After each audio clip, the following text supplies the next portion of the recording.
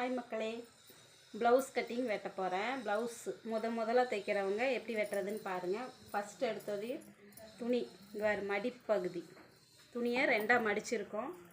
அதை எப்படியே நாலாக மடிக்க போகிறோம். நாலாக மடித்து போட்டு இப்படி பாருங்கள். இது வந்து லைனிங் இல்லை, சாதா ப்ளவுஸு. இதை வந்து நம்ம கைக்கு மடிச்சடிப்பாங்க. 1 இன்ச்சு எடுத்த உடனே கைக்கு 1 இன்ச்சு மடிச்சடிக்க 1 இன்ச் கோடு போட்டுக்கலாம். கோடு போட்டுட்டு கையோட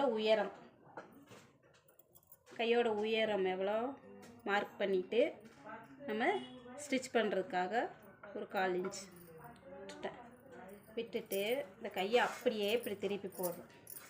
ஃப்ரண்ட் பக்கம் போடக்கூடாது, ஏன்னா இங்கே ஃப்ரண்ட்டில் குடஞ்சி வெட்டியிருப்போம். அதனால் ஃப்ரண்ட்டில் போட்டு வெட்டினோம்னா கை மிஸ்டேக் ஆகிடும். ஃப்ரண்ட்டில் போடக்கூடாது. பேக் சைடு எடுத்து இங்கே பாருங்கள், பேக் சைடு இந்த கையை எடுத்து இந்த உயரம் பக்கம் மடிப்பு பகுதி இருக்குது இல்லை, போட்டுட்டு கரெக்டாக அந்த நம்ம கோடு போட்டோம் இல்லையா, அதில் சுருக்கு இல்லாமல் அப்படி வச்சுட்டு இங்கே ஒரு மார்க்கு,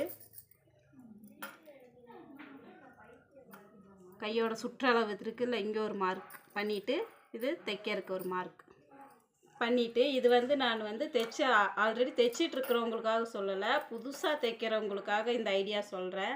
ஷேப் வரைய தெரியாதவங்க இந்த கையை நம்மளோட ஒரு நெகம் இருக்கு இல்லையா, அந்த அளவுக்கு வச்சு ஒரு ஷேப் வரைஞ்சிக்கிறோம்.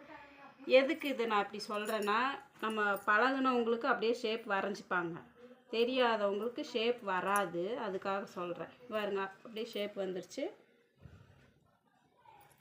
வரைஞ்சிட்டோம். அப்படியே கோடு போட்டுக்க வேண்டியதுதான். போட்டு இது நம்ம தைக்கிறதுக்காக 1 இன்ச் துணி விடுவோம்ல, அதுக்காக 1 இன்ச் விட்டு கோடு போட்டுக்கணும். அவ்வளவுதான் கை, இவ்வளவுதான் கை.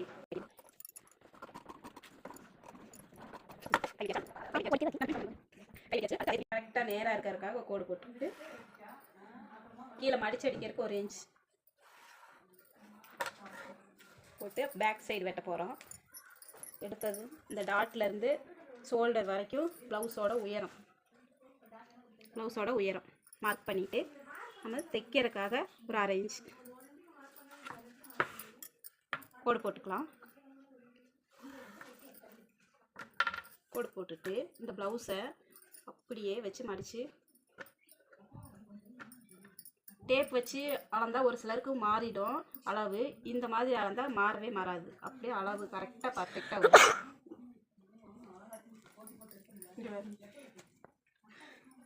கரெக்டாக அந்த கோட்டில் கரெக்டாக வச்சுட்டு இந்த கழுத்து பின்னாடி உள்ள கழுத்தும் இதுவும் கரெக்டாக வரணும்.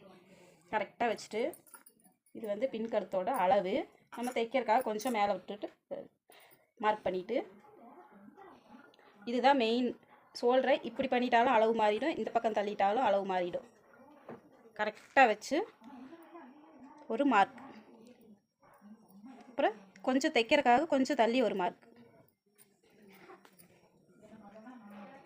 இது ஷோல்டர் அளவு, இது தைக்கிறதுக்காக ஒரு அளவு.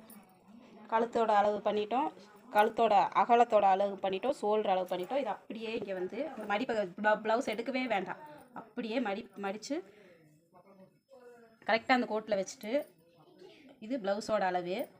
நம்ம இங்கே டாட் பிடிக்கிறோம் இல்லைங்களா, 1/2 இன்ச்சு பிடிச்சிருக்கோம். அரையும் 1 இன்ச்சு டேப்பில் அளந்துக்கோங்க. 1 இன்ச் வச்சு இங்கே ஒரு அளவு மார்க் பண்ணிவிட்டு அப்படியே ப்ளவுஸை கலைக்காமல் எடுத்து இப்படி வச்சு அந்த மார்க்கில் வச்சு சுருக்கு இல்லாமல் ப்ளவுஸ் அப்படி சுருக்கு இல்லாமல் வச்சு இங்கே ஆம்ஹோல் தையல் இருக்குது இல்லைங்க, அங்கே வந்து ஒரு மார்க், அந்த தையலில் ஒரு மார்க்கு, நம்ம தைக்கிறதுக்காக கொஞ்சம் ஒரு 1/2 இன்ச்சு தள்ளி ஒரு மார்க். அவ்வளோதான். அப்படியே ப்ளவுஸ் எடுத்துட்டு இப்போது ஆம்ஹோல் வரைகிறோம்.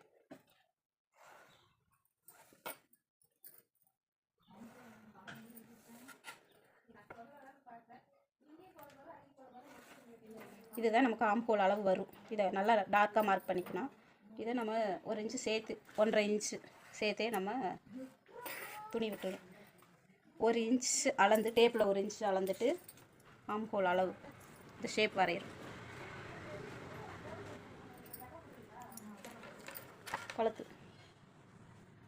கழுத்து ஸ்கேல் வச்சு போடுறவங்க போட்டுக்கோங்க, அப்படியே வரைய தெரிஞ்சவங்க வரைஞ்சிக்கலாம்.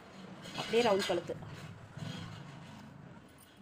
வரைஞ்சாச்சு. இது வெட்டுறதுக்கு முன்னாடி அளந்த உடனே அப்படியே எடுத்த உடனே வெட்டிடக்கூடாது. அளவு ப்ளவுஸில் ஆம்ஹோல் எவ்வளோ இருக்குதுன்னு டேப் வச்சு அளந்து பார்க்கணும். 7.5 இருக்குது. இவங்களோட அளவு ப்ளவுஸில் 7.5 இருக்குது. நம்ம இங்கே அந்த 7.5 வருதான்னு இங்கே தைக்கிறதுக்காக விட்டல உயரத்தில் அந்த கோடு போட்டுக்கணும். ஏன்னா நம்ம மறந்துட்டு மேலேருந்து அளந்துருவோம், அப்படி அளக்கக்கூடாது. இந்த தையலுக்கு விட்ட துணிக்கு இந்த சைடு இருந்து தான் அளக்கணும். 7.5 வருதான்னு பார்க்கணும். பாருங்க, கரெக்டாக 7.5லவே வந்து நிற்கிது. இதுதான் நம்மளோட ஆம்ஹோல் சைடு அடிக்கிறதோட அளவு. இதை ஒரு மார்க் பண்ணிக்கணும். அவ்வளோதான், கரெக்டாக இருக்கும். ஒரு நூல் கூட வேறு மாறவே மாறாது, அப்படியே இருக்கும். அளவு ப்ளவுஸ் எப்படி இருக்கோ அப்படியே நம்ம அளந்துட்டோம். இதை தைச்சோம்னா கரெக்டாக இருக்கும்.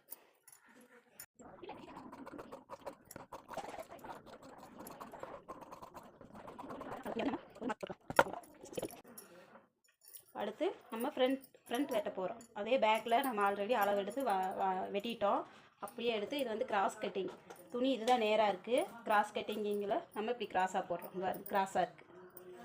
கிராஸ் கட்டிங்னா இப்படி கிராஸாக போடுறோமா துணியை போட்டுட்டு அப்படியே இதில் உள்ள அளவுகளெல்லாம் அப்படியே நம்ம வரைகிறோம். ஷோல்டர் அளவு ஃபுல்லாக வரைய வேண்டாம். ஏன்னா பேக் கழுத்து நம்ம எப்போவுமே பெருசாக பேக் கழுத்து அளவு அதிகமாக இருக்கும், ஃப்ரண்ட்டு கம்மியாக தான் இருக்கும். அதனால் இந்த அளவு வரைஞ்சா போதும். ஷோல்டரு இந்த அளவு வரைஞ்சா போதும்.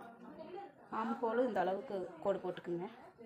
போட்டுட்டு இந்த கழுத்து இந்த மடிப்பு துணி இருக்குல்ல, இதுக்கிட்ட அப்படியே ஸ்கேல் வச்சு ஒரு கோடு. அவ்வளோதான், இதை எடுத்துடலாம். எடுத்துட்டு அதே ஆம்ஹோலை நம்ம அதே அளவில் ஸ்கேலில் கோடு போட்டு வரைஞ்சிக்கலாம். வரைஞ்சிட்டு நம்ம வந்து இதை வரைஞ்சதுக்கப்புறம் செக் பண்ணிக்கணும் டேப் வச்சு. ஏன்னா நம்ம ஸ்கேலை இப்படி கிராஸ் பண்ணியிருப்போம், இப்படி பண்ணியிருப்போம். அப்போ அதில் வந்து அளவுகள் மாறிடும். இப்போது நம்ம இங்கே எவ்வளோ இருக்குதுன்னு பார்த்துக்கணும். வெட்டுறதுக்கு முன்னாடி இதில் செக் பண்ணிக்கணும். இதில் தான் ப்ளவுஸ் மிஸ்டேக் வருது. ஏன்னா 5.5யும் 2 கோடும் இருக்குது. அதே அளவு இங்கே இருக்கான்னு நம்ம செக் பண்ணிக்கணும். பாருங்க, இது 5.5யும் 2 கோடு கரெக்டாக இருக்குது. இதை செக் பண்ணிட்டு தான் நம்ம வெட்ட ஆரம்பிக்கணும். பேக்குக்கு 1 இன்ச் வச்சு வரைஞ்சோம், ஃப்ரண்ட்டுக்கு 1/2 இன்ச்சு ஆம்ஹோல் வரைஞ்சா போதும். 1/2 இன்ச்சுக்கு வச்சுட்டு நம்ம இந்த கோட்டுக்கு உள்ள கூடி வரையணும். இப்படி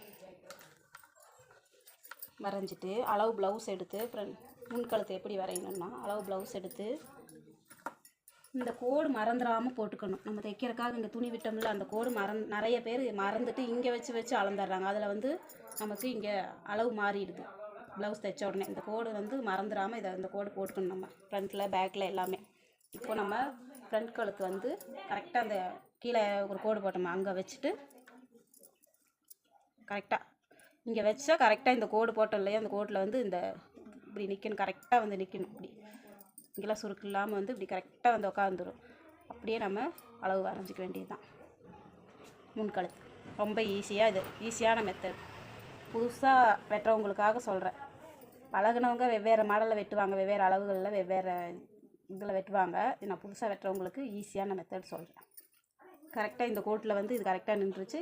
ஷோல்டரில் கரெக்டாக வச்சுட்டு இந்த கழுத்தை கரெக்டாக வரைஞ்சிக்கிறோம்.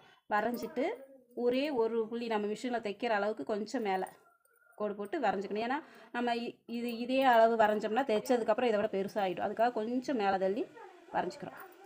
அவ்வளோதான். இந்த சைடு 4வது ஊக்கு இருக்குது இல்லைங்க, 1 2 3 4வது ஊக்கில் ஒரு மார்க். அவ்வளோதான். எடுத்துகிட்டு இந்த ஃப்ரண்ட் அப்படியே இந்த மெயின் டாட்டையும் இந்த ஷோல்டரையும் பிடிச்சி எல்லாமே கீழ்கோட்டில் தான் நம்ம அளக்கணும். மேல் கோட்டுக்கு போகக்கூடாது.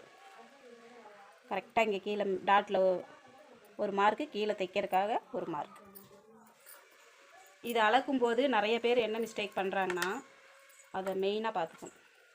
இது அளக்கும்போது இப்படி கிராஸ் பண்ணிடுறாங்க, அப்படி பண்ணக்கூடாது. கரெக்டாக ஒரே நேர்கோடாக இருக்கான்னு பார்த்து அளந்துக்கணும். அப்புறம் சைட்லையும் அதே மாதிரி தான். இந்த சைடில் கரெக்டாக இங்கே சைடில் இந்த கோட்டில் வச்சுட்டு கரெக்டாக அந்த சைடில் உள்ள தையலில் ஒரு மார்க்கு, கீழே தைக்கிறதுக்காக ஒரு மார்க். அவ்வளோதான். இது அப்படியே நம்ம ஷேப் வரைஞ்சிக்கிறோம். வரைய தெரியாதவங்க ஸ்கேல் வச்சு கூட இப்படி கோடு போட்டுக்கலாம். லாஸ்ட்டாக ஒரு கோடு. அவ்வளோதான், முடிஞ்சு. நம்ம இதை அப்படியே வெட்டிடுவோம்.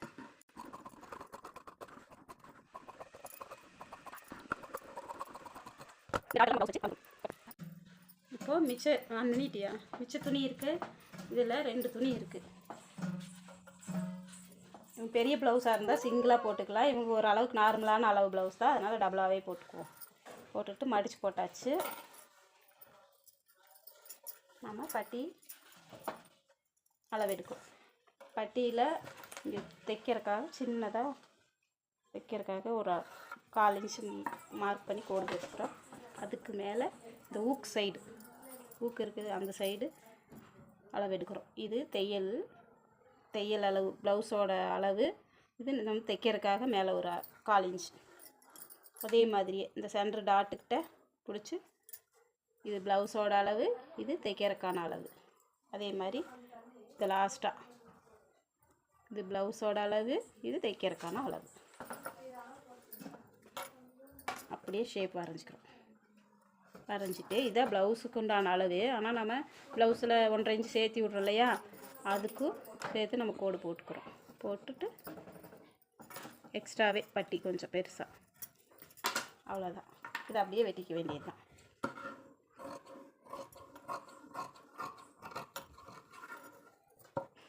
அப்படி இந்த ஷேப்பு வராதவங்க இந்த அளவை எடுத்துட்டு, இந்த ஃப்ரண்ட் இருக்குல்ல, ஃப்ரண்ட் அப்படி போட்டு கூட அப்படியே ஷேப் வரைஞ்சி அப்படியே வெட்டிக்கலாம். அவ்வளோதான். இது பட்டிக்கு கிராஸ் பீஸு எல்லாம் இந்த மிச்சம் இருக்க துணியில் வெட்டிக்கணும்.